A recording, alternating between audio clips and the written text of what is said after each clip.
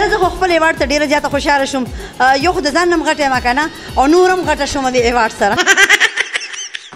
پښتو ډرامو مشهوره هنرمنده شهناز پېښوري پښتونو سره صدارنګ ووې مخکې ته مونږ هرکلي ولې زموږ مردان ته راغلی یې جي حاجي ما خو وایي که یوازې صرف زما مردان دی وې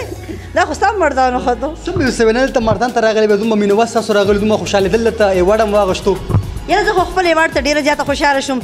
یو خو د ځان نه م غټه یم که نه او نور هم غټه شوم د ایوارډ سره خپل مینهوالو ته به څه پیغام ورکول غواړې کوم چې ستاسو مینهوال ستاسو ډرامې ګوري ستاسو فلمونه ګوري خپلو مینهوالو ته به زه دا وایم چې تاسو ډېر په اتفاق اوسئ ولې چې حالات داسې را روان دی چې کم از کم مونږ یو موټی نه شو یو نړۍ نه شو نو مونږ چیرې بیا مخکې نه شو تللی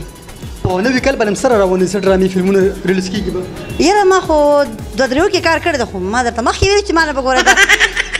د دې تپوس ستاسو چې کوم دنو په انتظار یې که نه چې دوی به کومه نوې ډرامه کوم فلم پرې چې بیا وګورو ما ته نه دي یاد نه کار پکې ډېر زیات کوم مخکې ورځو کې راغلی وم همدې مردان ته چاټې ورته ویلی شي